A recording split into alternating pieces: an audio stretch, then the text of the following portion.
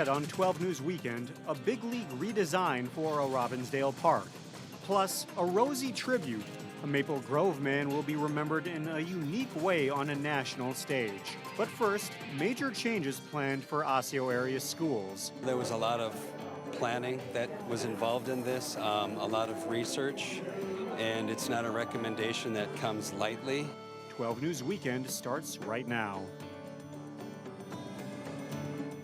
Hello, and thanks for joining us on 12 News Weekend. I'm Delane Cleveland. And I'm Shannon Slatton. Deciding which students go to which schools is up for debate in the Osseo School District. It's a massive planning effort started by legislation to fund free all-day kindergarten. The expected influx of new kindergartners is creating practical concerns, including where to put all the new students. As a result, Osseo area schools may have to do away with a grade level arrangement it's had for years. More than 400 students attend Fair Oaks Elementary School in Brooklyn Park. However, that number only consists of students in preschool through third grade, and it's one of 3 schools in the Osseo district with the same configuration. There's going to be a lot of work. If District Superintendent Kate McGuire gets her way, those schools would start serving 4th and 5th graders as well. I believe that it is in the best long-term interests of our students and our school system to return those 3 sites to a grade span that matches our other elementary schools. The issue was one of several brought up at a school board work session Tuesday night where McGuire outlined possible plans to accommodate all-day kindergarten. And that preliminary recommendation is to configure our grade spans as pre-K 5, 6, 8, 9, 12. Currently, most of Osceo's elementary schools go up to grade 6. The junior highs serve students in grades 7 through 9. And the high schools go from grades 10 through 12. We are one of many school districts examining the challenges and opportunities from expanding to full-day kindergarten programming. Meanwhile, several parents looked on Tuesday night with keen interest. It'll probably benefit our district. I know we're one of the few that don't have that yet, so I'm just curious about how they can do it in the most cost-effective manner, I guess. School board members wondered the same thing. We'll be doing all-day K one way or the other. It's just, do we create more space in the elementary schools? It's a question the board will ask the public over the next couple months before making any decisions. It's our job to determine which set of implications is in the best interests of our students and of our school system in the long run. Superintendent McGuire says the district will set aside time in January to gather feedback from parents and staff. Approval of the grade level redesign is not expected until late February. If approved, it wouldn't go into effect until the 2015-2016 school year. The fallout from the Target security breach continues as security experts learn that the stolen credit card information has flooded the black market. The breach occurred 2 days before Black Friday shopping and continued through December 15th. Experts say the best way for customers to handle the breach is to keep watch of your accounts online. They say debit card users could be the most vulnerable because the cards are tied directly to bank accounts and don't offer the same protections as credit cards. And be in touch with your bank and say, what can I do? What should I do? How can I best protect myself? The Better Business Bureau also says to be aware of secondary scams like phishing emails or calls offering to fix the problem. Target is also offering free credit monitoring and a 10% discount this weekend. The company reassured shoppers that they will not be held financially responsible for any credit card or debit card fraud.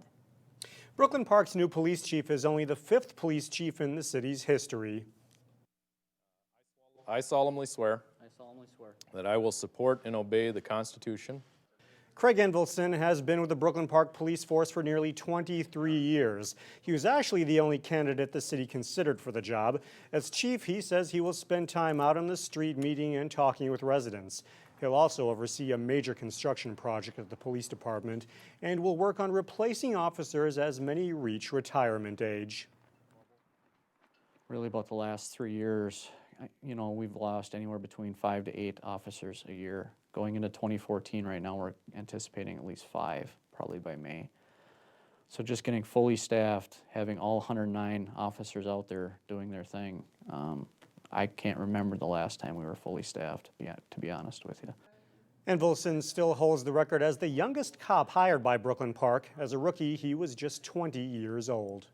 There's good news on the local job front. A company founded in Canada, Price Industries, plans to build a new headquarters in Maple Grove.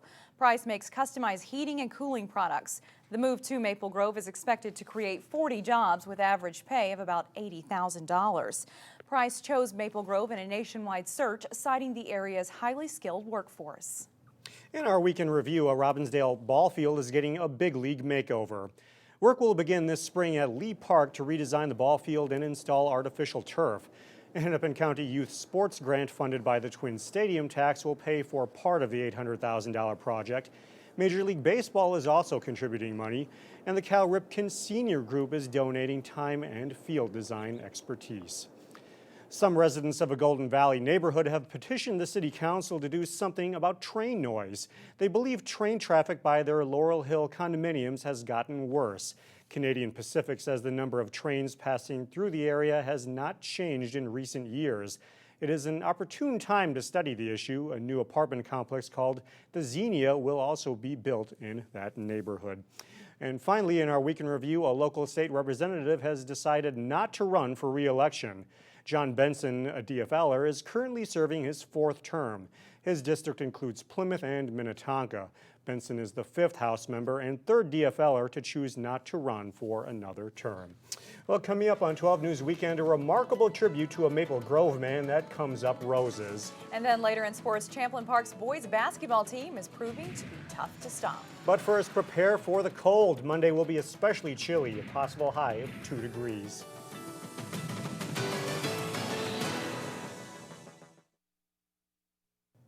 On New Year's Day, 5 Minnesotans will be remembered in the Tournament of Roses parade. A.J. Salisbury of Maple Grove is one of them. Sonia Goins shows us how the Donate Life float is a perfect tribute.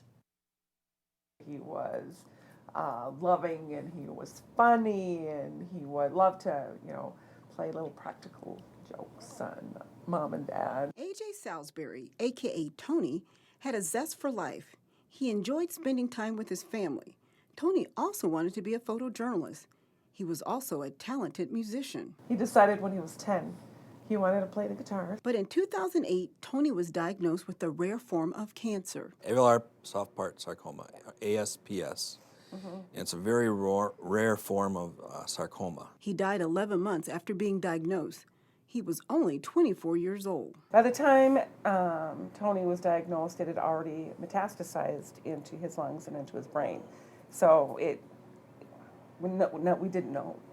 He'd probably been sick for a little while. While cancer took his life, part of Tony is still living on. One of his baby blue eyes is helping someone else to see. The other is being used for research. He's still got to donate his eyes, and a lot of people don't realize that you can donate eyes when you're sick. Tony knew just how precious the gift of life is. He was very young when I had my first cornea transplant, and so he grew up with me going through all that and knowing that it was very important to be a donor. The Minnesota Lions Eye Bank chose to honor Tony on the Rose Bowl float. Can't be any more prouder than we are right now. We feel real honored that the Minnesota Lions Eye Bank chose him. Tony's floral portrait will be among 81 memorials. Went through back and forth a little bit to decide which photo would be best. Tony's parents helped to put the finishing touches on the florograph. They sent glue, brushes, and then a little container of the organic material. Tony's parents say seeing his image on the float will be emotional, but they hope his gift will encourage others to donate. You'll probably choke us up and let us know that we're very proud of that. He was an outstanding young man. He was willing to make that selfless act of giving his gift of sight. Sonia Goins, 12 News. The Donate Life float is one of 45 floats that will participate in this year's Rose Parade in Pasadena, California. Still ahead, Brooklyn Park explores a new business venture to showcase its growing immigrant population. But first, pro boxer Caleb Truax from Osseo gets set for a nationally televised fight in Minneapolis. That's all coming up in sports with Jason Molillo. Welcome back, everyone. Jason Melillo joining us now with sports. We got some really good basketball teams in the area. One of the ones to look out for, Champlin Park, it sounds like. Yeah, they're doing very well so far, playing very exciting basketball, and they're getting it going at the right time of year here. Hopefully can carry it through. Champlin Park's boys basketball team expected to be pretty good this season, and a recent stretch of games solidified that feeling. The Rebels won 3 games in a stretch of 5 days last week to improve to 6-1 for the season. They beat Centennial Tuesday, edged Osseo Friday, and came back Saturday afternoon to beat another top 10 team in Eden Prairie. We were a little tired, but we were good to go. You know, after the Osseo game, we celebrated, but you know, the next day we got to be focused. We went at EP as hard as we could. We were focused and we went to our game plan. Yeah, real happy. It really was a statement week. You know, I kind of challenged the boys and said, hey, we got 3 big games with Centennial, Osseo, and Eden Prairie. In order to kind of go out and kind of prove to ourselves that we can play, you know, at a high level. You know, we talked about it. We think we can play at a high level, but we had to kind of prove it. While there are a lot of good teams in Northwest Suburban, Champlin Park and Osseo seem to be the favorites coming into the season. All wins are important, but the Rebels admit that taking down rival Osseo was a special game. It's special because, like you said, we've always had kind of a rivalry with them, and we consider ourselves one of the top teams. We consider them one of the top teams, so it's really a big win for us. It's kind of like personal to me because Ian Tyson, he used to be one of my close friends, close teammates, so we're friends, we're buddies. The Rebels added wins over Coon Rapids and Elk River this week. They head to St. Cloud for a holiday tournament next weekend. In girls hoops, Maple Grove hosting Osseo. This was a good one. Osseo gets off to a hot start in this game. Kira Russell will hit the 14-foot jumper as the Orioles jump out to an 8-zip lead. Great give and go here from Io Port to Azaria Reed for the layup. The Orioles lead by as many as 11 points in the first half.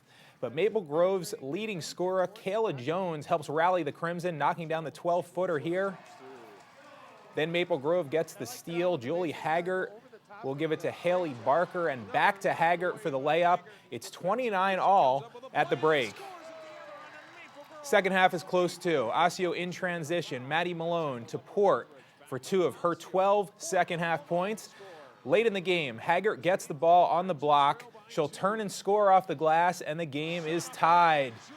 57-all with 5 seconds left when Malone gets fouled. She hits 1 of 2 free throws, and that's enough as Maple Grove does not get a shot off in its last possession, and Osseo squeaks out a 58-57 win. They crushed Armstrong on Thursday night. The Maple Grove and Benilde St. Margaret's boys hockey team battled in a very entertaining game last Tuesday. Crimson on the Knights' home ice at the St. Louis Park Rec Center. MG strikes first. Sam Valeria sets up Joe Nuremberg for a 1-0 Crimson lead. But it's all Red Knights in the second period. Johnny Austin will rifle the one-time slap shot for a power play goal. Then the Crimson will turn it over deep in their zone. Never a good idea. Evan Fleming to chase Jungles for the goal, and it's a 3-1 lead. Third period, Benilde up 4-1, but Maple Grove rallies. Nuremberg's shot is tipped in by Valerius to make it 4-3. Then Josh Passolt and Sam Huff get off on an odd man rush, and they work a perfect 2-on-1. Passolt buries the tying goal. Maple Grove with a great rally to earn a 4-4 tie. Local boxing star Caleb Truax will be back in the ring and back on national TV just after the new year.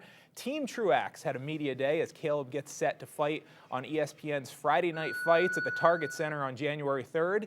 Truax is 23-1-1 as a pro and has started to get some national notice, but he's staying loyal to the Twin Cities and to the ACR gym in Coon Rapids, where he's always trained. It's important, man. I feel real comfortable here. All the guys that are in my team are people that I've been with ever since I first started, and a lot of times in boxing, you don't find that, guys moving all around to different trainers and managers and promoters, and everything is like I said, the people I started with, and they're like family to me, and I can trust them, and that's big in boxing because there's not a lot of it's kind of a shady business sometimes, and when you can trust the people that you're working with, it always makes it easier. Truax recently learned that he'll be facing a different opponent than he was scheduled to meet as Derek Ennis had to drop out of the card. Truax will meet Ossie Duran. Former heavyweight champion Mike Tyson is a part of the group promoting that card. And I was looking at some of the ranking bodies, and Truax is ranked in the top 15 in a lot of the sanctioning bodies, so he's definitely on his way up, and he's an exciting fighter right now. He's getting a lot of knockouts in his fights, which is important, makes him more marketable. You've covered him for a while. Do you think he has a good chance? In this fight, absolutely. And I think he has a good chance potentially to get a good title fight against a top 10 guy if he keeps doing what he's doing, because he's a good fighter and he's an exciting fighter. We'll be watching. Thanks, Jason. Brooklyn Park is exploring the idea of creating a small business hub to encourage new entrepreneurs. It's an idea that was started by residents on social media. Alexander Renslow takes a look at how it could represent the city's diverse population. Step inside the Midtown Global Market in Minneapolis and the arts, crafts, and foods of the world are within reach. The internationally themed public market is a hub for more than 50 small business vendors. There's always a need to have a culturally diverse, different kind of market for different people. In Brooklyn Park, where more than 20% of the population is foreign-born, small business owner Hassan Mohammed would like to see an internationally themed small business hub created in the city, possibly an open space near Zane and Brooklyn Boulevard. This will be a robust idea to bring people here.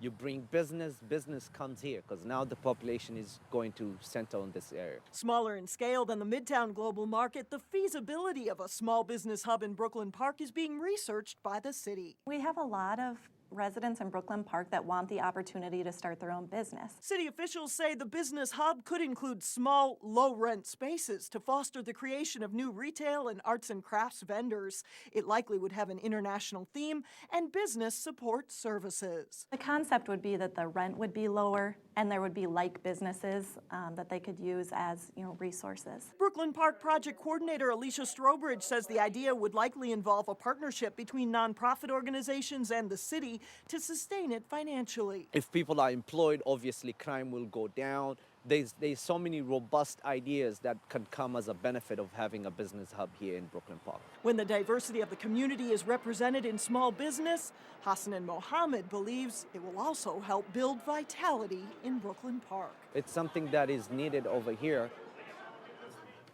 Research on the small business hub is expected to last into the spring. It would be up to Brooklyn Park's Economic Development Authority to approve the project. Well, up next, an opportunity to blaze a new trail through Robbinsdale. We'll be right back. Well, finally, Robbinsdale residents have a new goal for the new year: lace up their running shoes and hit the pavement. This year will be the first annual Birdtown Half Marathon. There will also be an 8K, 4K, and Kids Fun Run. The announcement came at Tuesday night's City Council meeting. It will be held May 17th, starting and finishing at Lakeview Terrace Park. The proposed route would go through parts of Golden Valley, Crystal, and Brooklyn Center. Race coordinators hope to attract between 200 and 500 runners, and this has never been done in Robbinsdale quite on this scale. So, first year, see how it goes. Definitely be something to get out and watch. Let's do it. All right. Thanks for joining us, everybody. Have a good weekend. We'll see you at 4.